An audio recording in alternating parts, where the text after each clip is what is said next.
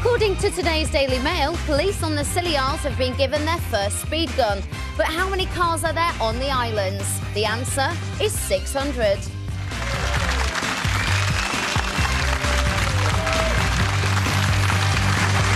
Thank you most kindly. You're watching Friday's Right Stuff with Craig Revel-Horwood, Larry Turner and top comic Scott Capurro. Coming up shortly, we're going to get your verdict on last night's leaders' debate. It was much closer. I think we can all agree on that. Are these televised debates, though, are they helping you decide who to vote for come May the 6th? 0207 173 5555. Love to hear what you think. First, though, today's headlines. What have you got for us, Scott? I can see a Fergie with what appears to be red lines through her eyes. Because she's evil. You've modified the picture, myself. yes, yeah, I can tell. I do. I like her, but only because she's naughty. The Daily Mail, on the Daily Mail, first on the front page, billions more for bankers. Oh, thank heavens. I know, because... I was worried. We've got to keep them in three-piece suits. Or out of them. They are hot. Anyway, city workers... They're just so frustrated and furrowed. Anyway, city workers will be handed bonuses totaling an astonishing $6.8 billion this year, with an average payout around $70,000 to each employee. Despite widespread anger over city pay, the bonus pool will be $750 million bigger than last year. So things are going well, right? for bankers. Now, two things that are worth mentioning. One, Barack Obama took his sort of campaign to get banking under control to close to Wall Street. I think it was about 4 streets down from Wall Street last night, so he's pushing for reform. And we've just had the figures for our GDP just come through, and they're, frankly, dismal. In this last quarter, our growth has been... Well, there is growth, so that's good news, but it has been but 0.2% growth, which is a drop from 0.4% in the previous quarter. So... well, hopefully the bankers will start buying a lot more cocaine. Well, I think you'll find that buying cocaine doesn't actually help our gross national product. It helps my gross product, but I know what you mean. OK. I'm sure Scott's only joking. No, I am. I would never, ever pay for cocaine. I'm on a cheat. I'm a comic. I don't have any money. Anyway, RAF, on the Independent, on page 16, RAF grounds fighter jets after volcanic dust is found in engines. Apparently, despite the emergency grounding of an IRF training flights, domestic flights are going. Well, again, news just in, particularly if you're viewing up in Scotland, some of your airports have just been closed down again because of the volcanic ash cloud. Kirkwell, Wick, Stornoway and Inverness have all been shutting this morning. Till lunchtime, at least, I'm being told. Oh, my God. They have airports in those tiny That's places? what I wanted to. No, come on, just carry on. little tiny... OK, go, everybody. Scotland's so sweet and so tiny. In the Daily Mirror on page 15, they talk about the godfather of punk, Malcolm McLaren's funeral is discussed. And he went to his grave yesterday with the slogan of rebellion spray-painted on his coffin, apparently. Yeah. The former Sex Pistols manager's hearse was led through streets in a traditional horse-drawn carriage.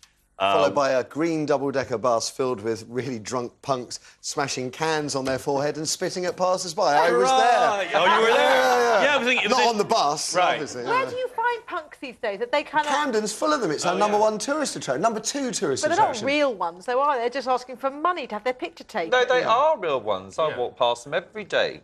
Do you? They crawl out from under their 70s rock and beg for cash and then go back under. I think it's adorable. They're sweet. And Adam Ant was at the funeral. He's going to be on the show. Yeah. And what was fantastic on your show? Yeah. And what was fantastic about Adam Ant is in his top hat he had a picture of Adam Ant in case people didn't recognise him anymore. It's constant self-promotion, but he looks great.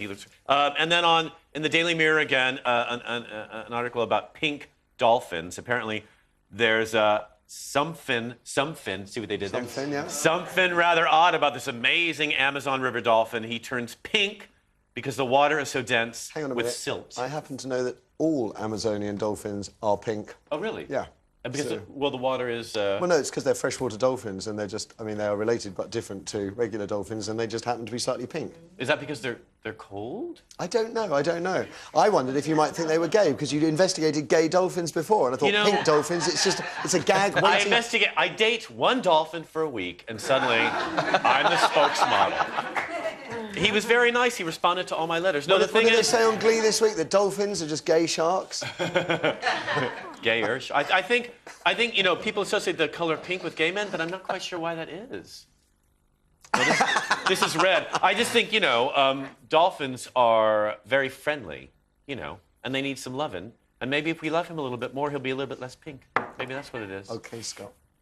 Larry, what have you got for us, please? A new scientific study of pregnant women. They gave half pregnant women multivitamins and half not, and the ones that begin multivitamins had a much lower risk of having a low birth weight baby. So this is actually a big study, quite well designed, and it does suggest that if you are pregnant, you should be taking a multivitamin. Can I ask, as you are a nutritional therapist as well as a journalist, TV presenter, are there vitamins that you should avoid when you're pregnant? Well, multivitamins, they all seem to be different. They all contain different what you should be taking, what I would suggest, if you're a pregnant woman, is you take a pregnancy formulation. Right. And there are many companies that make this, and they're called Pregna something, usually, because they will be designed for when you're pregnant. But I would also suggest you take a probiotic, I would also suggest you take a fish oil, and I would think about taking extra vitamin D as well. But there we are. You would need to get you need to get professional advice, I would say, really.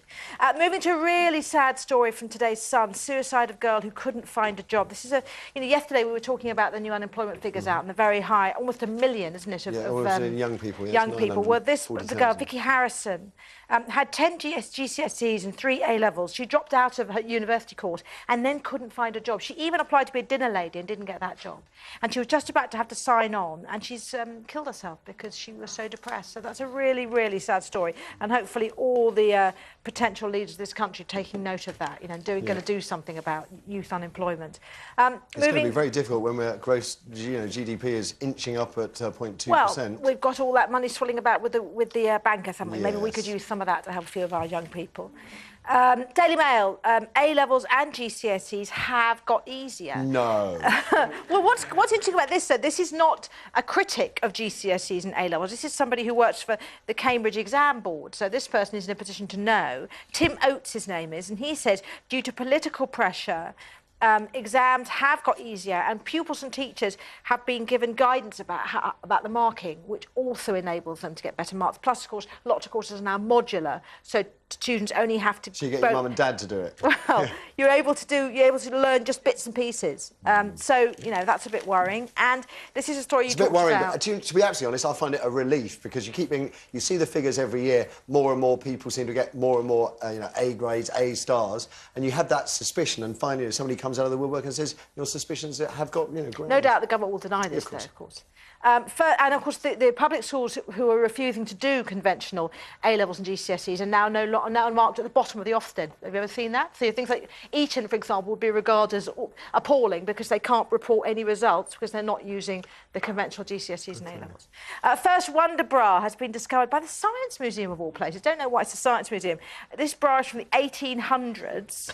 It looks actually rather newer than some of the items I own. There we are. It's certainly whiter than some of the items I've seen my missus stick through the washing machine as well. Quite. But we all, see it. That's true.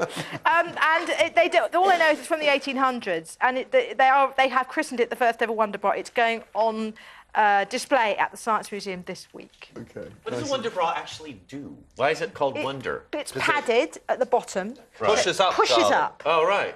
Adds a cup size. Oh, right. Do you wear one of those? I don't need one, no. Really?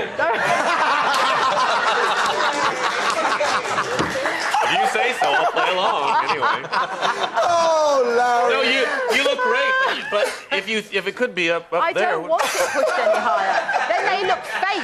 Have you ever wondered, though, why they don't do Wonder Pants for boys? You'd have thought they do. I think they do. They do. I think they do. They do. And they give you a nice bubble butt as well, these Wonder Pants for boys. A what? A bubble butt. Yeah. OK, I don't want to know any more about that. So what have you got from the papers, then, Craig? I'll explain later, darling.